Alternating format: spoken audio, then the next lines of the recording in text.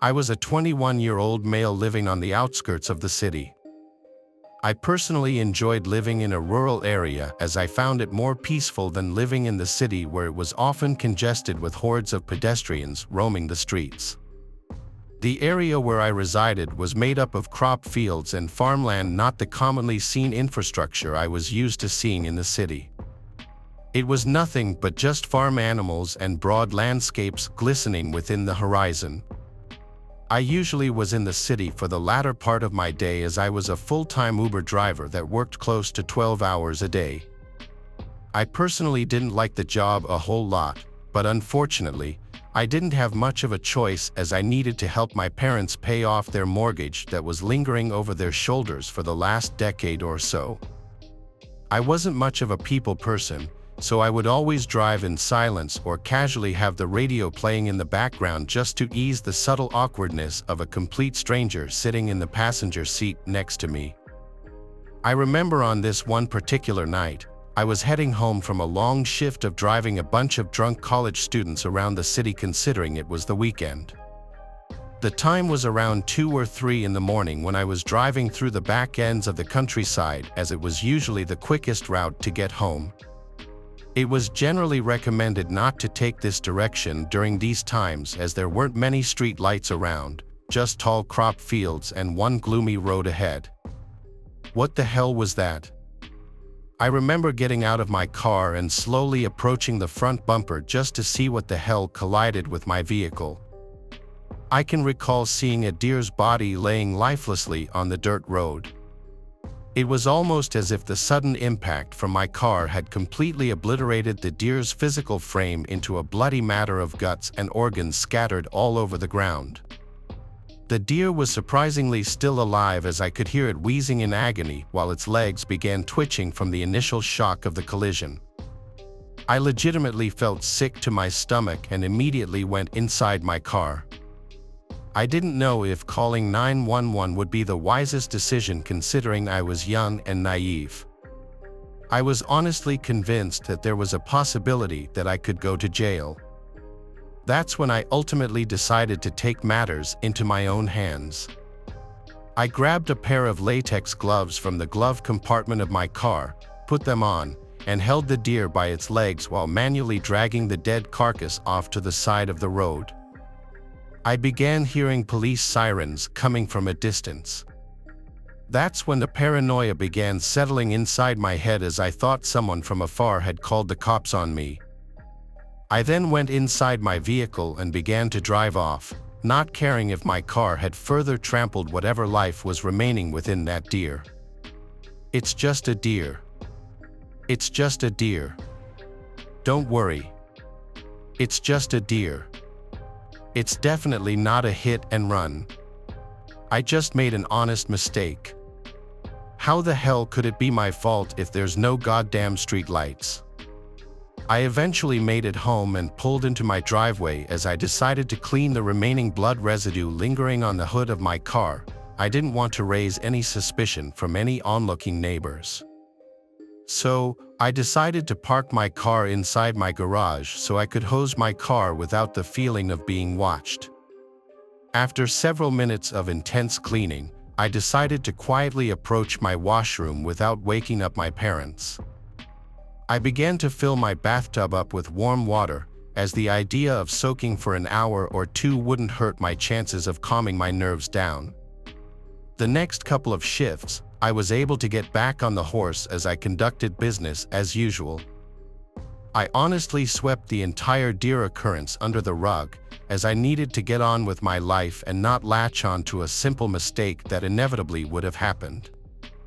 I decided to take an entirely alternate route and not the dark back roads when heading home.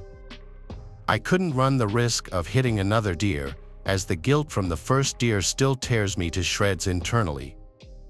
I remember this one night I worked the usual graveyard hours when I picked up this one girl near a busy location in the city. She surprisingly lived in the direction of where I resided, so I figured dropping her off was a bargain one couldn't refuse.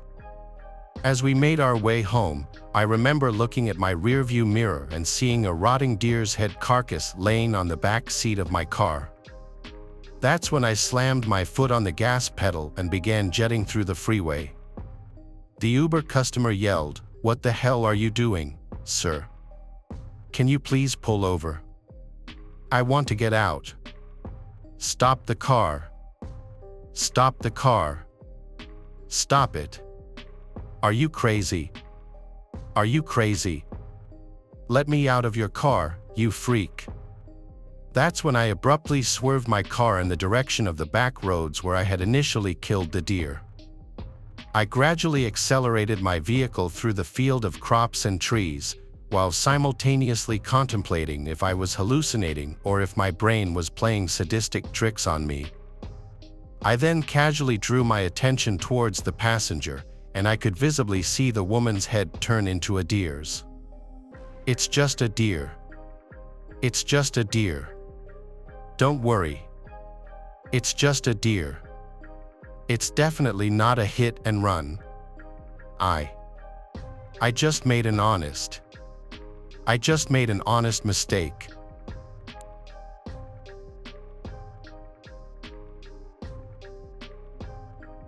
This is a story that happened a few years ago when I was working as a Uber driver.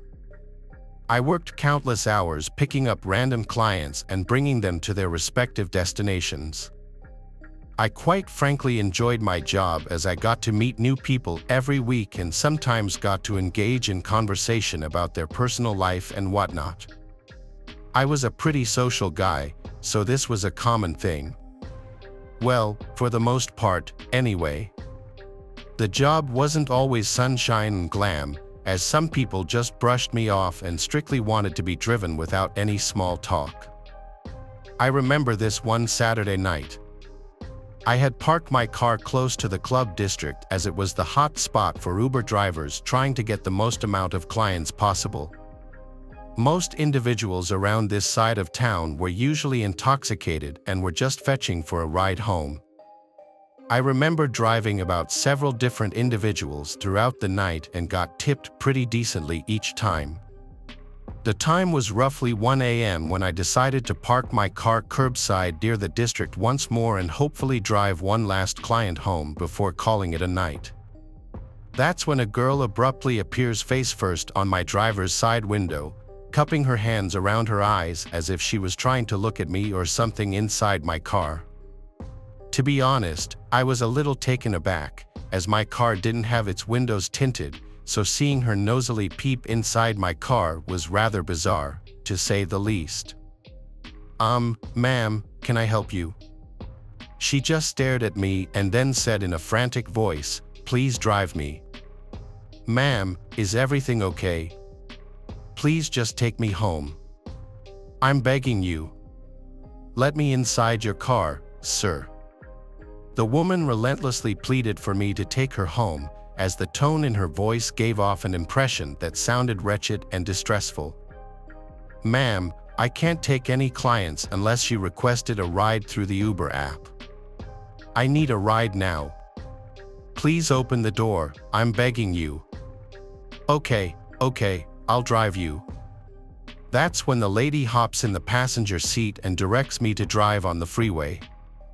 I knew driving her would be a huge risk, as it went against Uber's policies and also my moral values of picking up random strangers without the security of the company's app. I couldn't help but draw my attention towards the lady. It was honestly difficult driving, as I couldn't help but glance over in her direction through my peripherals. "Ma'am, is everything okay? Do you need me to call the cops at all?" No, no, no, no, no, no, no, no, no, no, no, no, no, no, no, no, no, no, no. She just kept repeating that word while hyperventilating like she was borderline about to experience an anxiety attack. "Ma'am, you're really scaring me. Are you sure everything is all right? Just get off at this exit and keep driving. Ma'am, where are you taking me? The road ahead is just nothing but forest preserve according to my GPS. Do you live outside of town or something? And how are you going to pay? I already said I was going to withdraw money from an ATM, so just shut up and keep driving. Okay.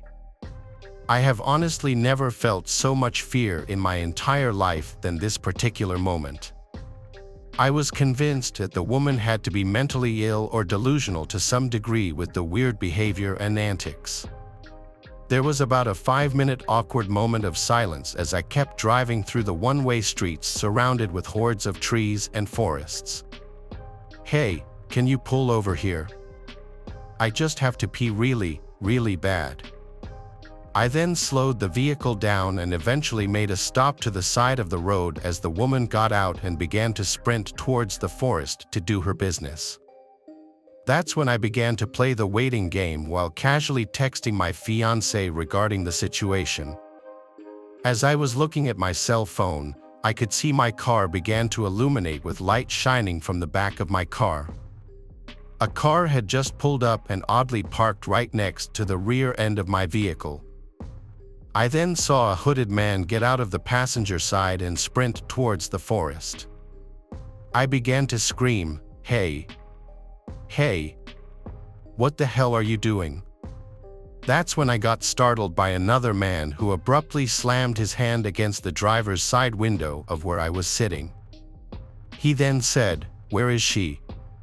Where is she, you little rat? I don't know what you're talking about, dude.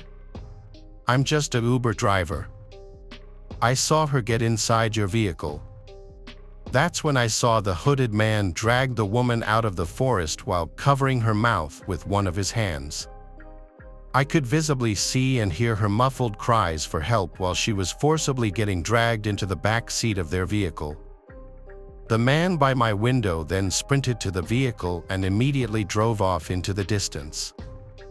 I began to dial 911 while attempting to chase the vehicle, but unfortunately couldn't keep up as they aggressively sped away. I then pulled over to the nearest exit and waited for the police to show up. About 15 to 20 minutes later, the cops showed up and I began to file a police report. When I was asked about any information regarding the vehicle, I almost wanted to rip all my hair out as I failed to get the simplest information, which was getting the man's driver's license. I still think about that incident every time I'm on the road now. All I can hope for is that the woman ends up returning home safely and that those guys end up getting caught so that justice could be served. I ended up filing a report to Uber and even went as far as to set up a dash cam in my vehicle just in case I get involved in any disturbing situations in the future. I just hope that I never encounter another stranger like that again.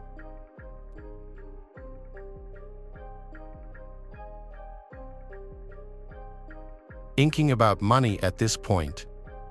He is a former Uber driver. I've dealt with a whole bunch of unpleasant characters, from the drunken groups of friends on Saturday nights to the people who pretend to be handicapped to get free rides. But every so often, you may pick up somebody who can just be classified as a straight-up creep. I've picked up a few of these guys, but never one quite as bad as a guy named Ben. It was a Friday night in December, one of the coldest nights of the year. I had nothing to do, so I figured I'd do some late-night pickups. This was 2 years ago. I was 18 and had a new Honda Accord. My parents kind of spoiled me a bit. I was a very skinny 18-year-old, though, and that's why my dad told me to always keep a blade in my car because you never know what kind of nuts are getting into the car. A guy named Ben popped up a couple of miles away by a major shopping area. I responded to his request and started driving in that direction. I pulled up in front of the shopping center where I saw a group of teenagers hanging out. It looked like trouble. I hoped this Ben guy wasn't part of this group. A bunch of them looked at me and my car as I slowly passed. Eventually, I just hit the gas and went further into the parking lot of the shopping center, wanting to get away from this group. I did 2 laps around the whole parking lot until I finally noticed through my left mirror somebody approaching my car from behind. I rolled down my window and called out, "Ben." He called back, "Yes." I told him to hop in. I had to repeat myself 3 times, and given that all I was saying was hop in very clearly made the situation very weird from the start. The 4th time he finally understood me and walked slowly around the back, getting into the seat right behind me. Usually, the people I picked up would sit diagonally from me, which is what I preferred. When people sat right behind me, it just made me a little paranoid sometimes, especially when the person seemed kind of creepy. This guy was old, he had to be in his upper 40s. When I asked him his age, he told me he was 46, which I entered into my phone. By his voice, I could tell he was a very heavy smoker. Come to think of it, my car was starting to smell like cigarettes. The address he gave me was 10 miles away, which was fine since that meant I'd be making more money. I tried making small talk initially, which didn't work out too well. If I would ask him a yes or no question, sometimes he'd just mumble, and any other questions led to dry responses. I stopped talking when he completely ignored one of my questions. There were still 5 miles to go. By the 6-mile mark, things started getting uneasy.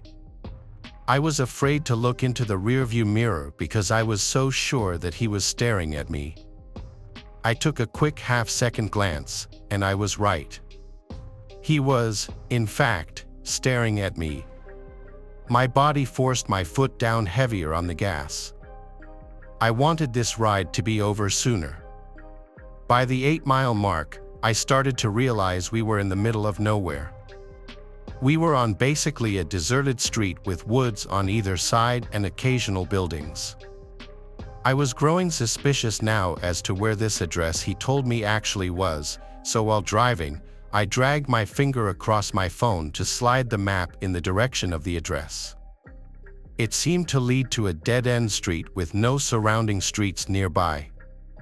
I was getting more and more nervous with each passing minute. I shot a glance back up again at the mirror, and he was still watching me. I finally summoned up the courage to ask him if the address he gave me was of his house. There was silence for a few moments, and I thought he was once again going to ignore me or possibly didn't hear me. But 5 seconds later, he finally answered, yes. There was less than a mile left in the drive now, still surrounded by nothing but woods with the occasional empty-looking building. I was approaching the dead-end street that the address he gave me resided on, hoping some houses would come into sight. As the street came up, I slowed down so I could get a good look at it, but nothing could be seen, just pitch blackness. I could only imagine why he wanted to get me out here alone, so far away from anybody or anything. I casually kept driving, pretending like I missed it, hoping he wouldn't notice. But he did. Instantly, he hopped out of his seat and yelled at me to turn around. Honestly, I felt like my life was on the line, so I apologized and did a quick 3-point turn. As I was repositioning, I flicked a blade open and held it tight in my right hand, ready to use it. I turned down the dead-end road, with my headlights now displaying just what I thought I would see, nothing but trees on either side. I made it to the end of the road, not a single house or building. I just knew something was about to go down. I was just trying to physically and mentally prepare myself for it. Suddenly, he said in as soft a voice as he probably could, "Thanks for the ride." I wasn't even opened his door, but before stepping out, he said, "Could you get out of the car for a second? I need help carrying my bag. I have a bad back." But he didn't have a bag. I knew he didn't. He didn't come in with one. I replied, yeah, sure. Let yourself out and I'll help you in a sec." The shakiness in my voice was too obvious. What happened next I never imagined would happen. All of a sudden, I felt pressure on my neck. It took me at least a second before I could realize he was choking me from the back seat. Immediately, I drilled the blade into his left arm, and he screamed in pain, releasing his grip on my neck. He fell out of the car and onto the street, and I took that opportunity to turn the car around and practically floor it down the street until I returned to a busy road. I actually didn't end up calling the cops. I was just too scared to do anything but drive home, and by the time I got home, I just wanted to go to sleep and forget about it. Needless to say, I resigned from my Uber driving days after this incident.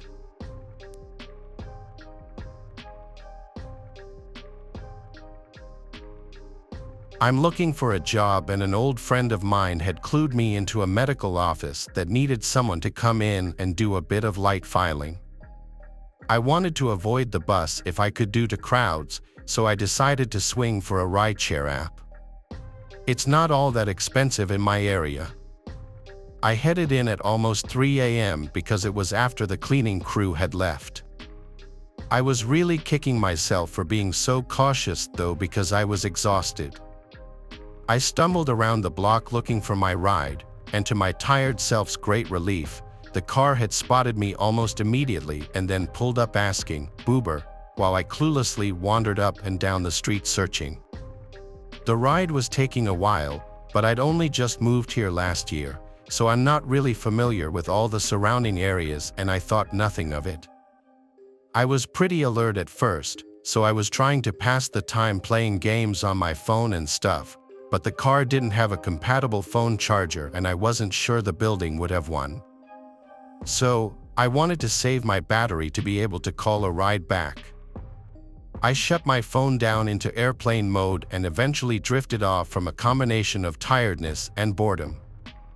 Now, I don't often even take rideshare, so being alone with a strange driver often put me a bit on edge. But this guy had a pretty boring car and a very standard look about him. He looked a little like my brother, even young, clean-kept, listening to jazz, nothing that really screamed that you need to micromanage this trip. When we arrived, the driver tried to wake me up by calling to me from the front, but I wasn't in too deep of a sleep and I couldn't fully distinguish it from my finally dream. Awkwardly, he jimmied my leg to wake me up and kept saying, ma'am, we're here." Now, I was a little embarrassed that I'd been that out of it, so I just gave it a hurried thanks and then booked it out of the car and into the building. As I looked around, I began to realize that nothing was what I expected of an office park. I had seen a street view of the building when I first looked up the business, and it appeared to be a strip mall plaza. The further I went, the more loudly alarm bells were ringing in my gut. The structure was semi-dilapidated, and it was pitch black dark past the entryway. Now, I expected some of the lights to be off at nighttime, but not the whole building. I skidded across the concrete foundation comprising what was left of the lobby area, told myself they must just be renovating, and followed signs for the stairs. After what felt like ages, it was most likely just a few minutes. All I had passed was construction equipment, a couple of long doors, and some smashed windows. I was pretty certain that I wasn't going to find a medical office and figured that maybe I'd mixed up the address. I took out my phone to double check, but once I got it out of airplane mode, I could barely get a signal. I kept moving around in the building, pacing, looking for a stronger signal. I eventually confirmed in my text that I had indeed written down the correct address just by scrolling back, which didn't require service.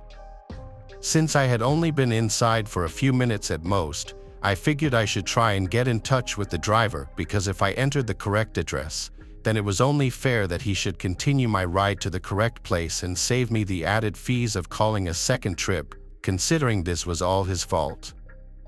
The app was taking forever to load with my slow service, but before I could get a cloud of reception, I heard a rustling sound in the lower level of the building. I was on the top floor, and the only stairwell I was aware of was the one that I had taken up. So, it would force me in the middle of the building, meaning there was no way to exit the situation without encountering whoever was downstairs in an abandoned building in the latest hours of the night. I figured the chances were high that it was a tweaker, and I had no desire to try slipping past a tweaker, especially when it was likely that they were probably on something so jumpy and on edge. I tried to get a text out to a group of my friends with my address and a request to call 911 to help get me from the property because I didn't feel safe walking in that neighborhood at night, and I didn't have enough reception to call for a new ride. But the message wasn't sending. Reception was too weak, so I gave up on getting my phone going and started checking for another stairwell or even windows with balconies or dumpsters that could be used to exit the second floor as a last resort in the event that whoever was downstairs came upstairs. I scrambled over to a door with a stair sign on it, but the stairs were completely dilapidated, and it was essentially just a straight drop down to the first floor. At that point, the worst-case scenario began to unfold. I heard whoever was downstairs begin making their way up the stairs. I thought fast and figured, based on my walkabout the floor, it was basically a giant loop. So, I would have to wait for whoever this was to come up the stairs, wait for them to come all the way up, and then sprint in the opposite direction of wherever they were going and try to get down the stairs and out of the building in time to make it to the road without encountering them. I wasn't anticipating being chased or anything, but I didn't want to piss off a druggie or have a homeless person who might have been living there feel as though I trespassed and then become hostile towards me or have any sort of interaction that could possibly occur at that hour in a creepy-ass abandoned industrial park. I held my breath for what felt like 5 minutes, but was likely closer to just 30 seconds. The person appeared at the top of the stairs. To my great relief, it was just the Uber driver. I figured that he had come back for me, realizing that he had left me in the wrong spot, a place that could have worked out to be dangerous. So, I then came out from behind the beam that I was hidden behind and started to wave him down. But then I processed that there was no way for him to realize this had been the wrong address. My stomach lurched forward, and my blood chilled to slush. I made eye contact with him very briefly. He was completely calm and composed, but breathing pretty heavily and blocking the stairwell down. On a normal, rational day, as an outside observer, I could think of a dozen innocent reasons why he might have returned. But in the moment, standing across from him, I just knew in my gut that this was someone with ill intent. I can't remember much more from the ensuing few minutes, operating solely on muscle memory and instinct. I Superman dove for the second stairwell's opening and just let myself fall all the way down the drop. Thankfully, I don't think he'd seen where I'd gone at first, and though I was in too much pain to know it then, plenty was bruised, but nothing was broken, nothing was completely broken. I scrambled up and then threw myself at anything that seemed like it could be the door. It was way too dark to tell, and I was disoriented from the fall. I wasn't in a calm enough mindset to think to use my phone flashlight. Just before I was able to reach the door, it flew open with a blinding light beaming straight into my eyes. My first thought, though not totally coherent, was, "There's another one of these guys." I stumbled backward, trying to find something to hide behind. Before I could, a voice called out, "All right, this is the local police department. Everyone get on your knees with your hands in the air now." I didn't believe it was the police at first. I was in such a fight-or-flight mode and had already committed to flight that I continued looking for ways to get out. But he kept shining the flashlight right at me as I rotated around and yelled, "Hey," I said, "get on the ground right now. Hands out, hands where I can see them." He sounded so authoritative that I just automatically did exactly as he asked. He approached me and finally shined the light away from me. It took a second to get my night vision, but once I did, I could see that he really was a police officer. I tried to explain what was happening, but first, he started asking me all these questions. That, combined with what had just happened and my fear of the driver coming back, all snowballed into me being unable to form a single articulate sentence. He was even asking me easy questions like, "Can you tell me your name? Do you have any knives, needles, or anything that could poke or cut me? Would you rather talk here or outside?" My stunned babbling in response first led him to believe that I was on something. He directed me out to his car, and once I was safely out of the building, I was able to start getting my bearings a little.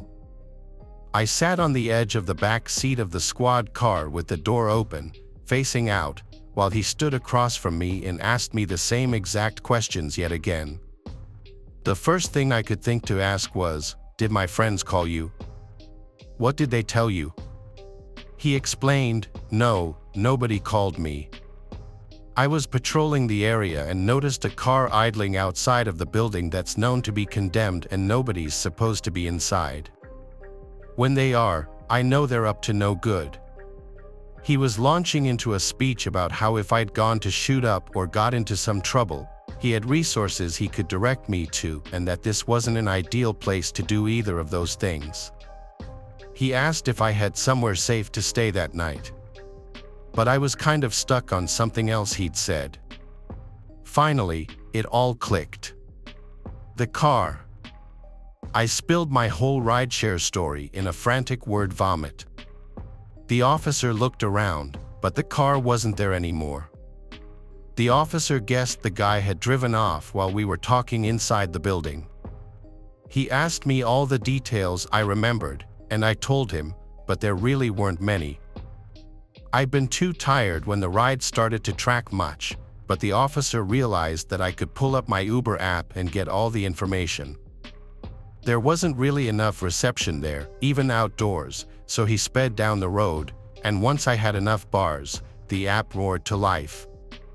I had 4 missed notifications from Uber. "Hello, I've arrived and I don't see you, I'm flashing my hazards," and finally, "Unfortunately, your driver had to cancel." At first, I thought the driver was so cunning as to pick me up while sending these fake messages and canceling so the GPS wouldn't track us, knowing I wouldn't notice because I was asleep with my phone off, thus exonerating himself. But instead, I checked the car details, checked again, and it was definitely not the same driver. The person who had originally driven me there had not been my Uber. My driver was somewhere else on the street when this guy pulled up to me.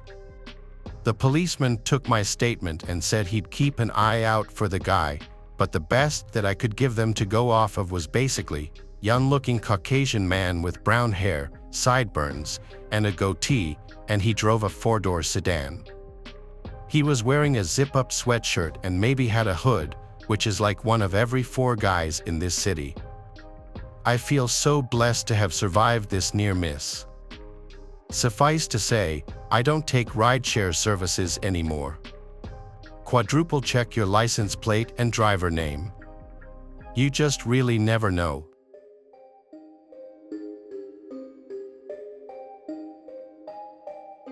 Thanks for watching the video.